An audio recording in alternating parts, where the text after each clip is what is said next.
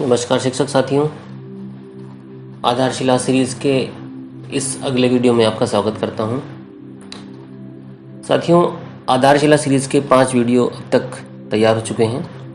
मैं थोड़ा सा उनका इंट्रोडक्शन आपको देना चाहूँगा कि अब तक हमने कितना आधारशिला को कवर किया है, किस किस वीडियो में, और कौन कौन से टॉपिक्स उसके हमने कवर किए हैं। तो जो हमारा पहला वीडियो है उसमें हमने देखा था कि जो लर्निंग आउटकम है, फोकल, नेस्टेड और सब लर्निंग आउटकम्स, वो डिस्कस किए गए थे। इसमें किस प्रकार से आधारशिला के कंटेंट्स को हम प्रयोग करेंगे वो सीखा था।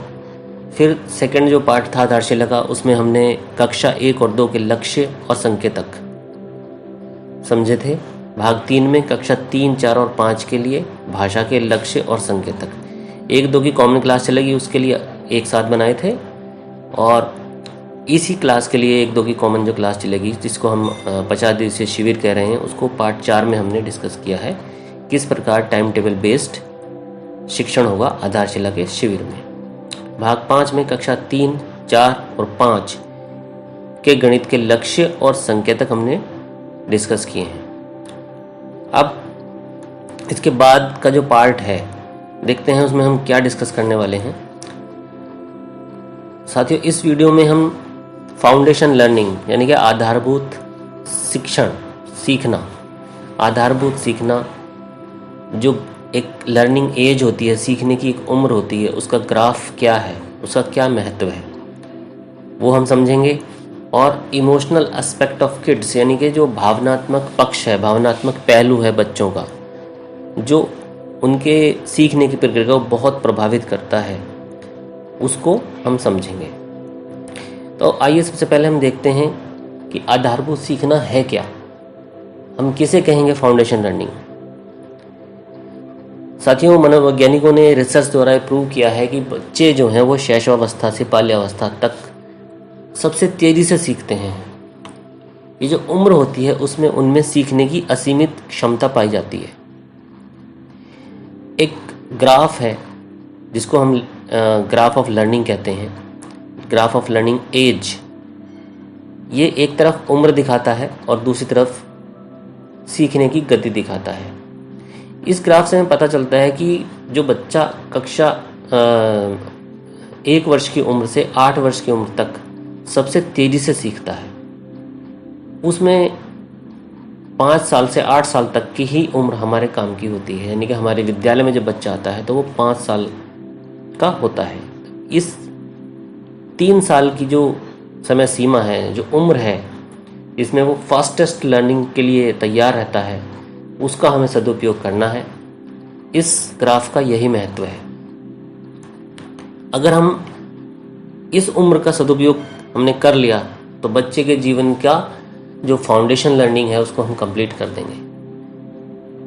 यही इसका महत्व है, इस उम्र का महत्व है। अब आते हैं भावनात्मक पक्ष पे कि भावनात्मक जुड़ाव जरूरी क्यों है, या हमें इसको क्यों समझना चाहिए, या क्यों इस पर हमें अपना ध्यान केंद्रित करना चाहिए। देखिए, छोटे बच्चे बहुत ही भावनात्मक रूप से सेंसिटिव होते हैं। वो घर परिवार के संरक्षण में रहते हैं, फिर वो स्कूल आते हैं तो स्कूल में उनका मन नहीं लगता है। स्कूल में उनका मन नहीं लगेगा तो वो सीखने की तरफ हम उनको नहीं ले जा सकेंगे। अब ये हमारा दायित्व है कि हम विद्यालय का वातावरण ऐसा बनाएं जो भावनात्मक रूप से बच्चा उससे जुड़ सके, उसका मन लगे, ताकि आगे की शिक्षण क्रिया आसान हो सके। ये एक रेफरेंस है जिसमें raisingchildren.net ऑस्ट्रेलिया की वेबसाइट है, the how children and teenagers learn. The children and teenagers learn by observing, listening, exploring, experimenting and asking questions. यानी कि इसमें भी इन्होंने बताया है कि बच्चे, टीनेजर या बच्चे जो हैं वो ऑब्जर्व करके, देख के, चीज़ों को सुनकर, खोज करके, एक्सपेरिमेंट, प्रयोग करके और सवाल पूछ के सीखते हैं।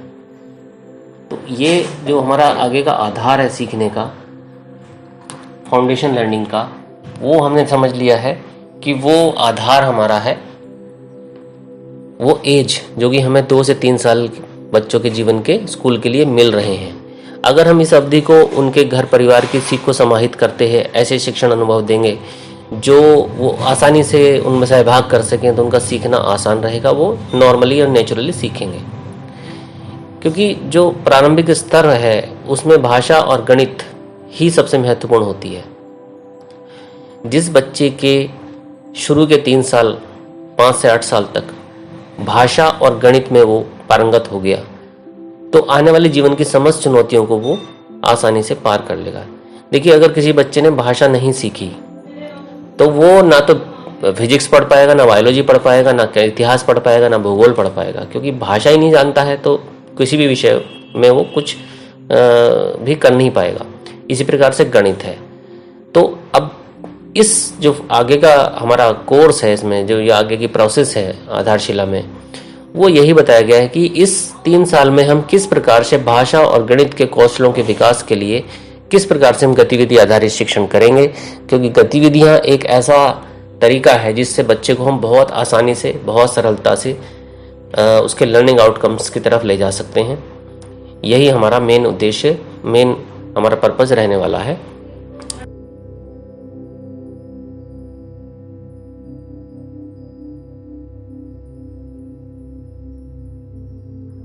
तो अब एक महत्वपूर्ण जो चीज़ है, वो सीखने की जो प्रोसेस है वो कैसे आसान बनाई जाए।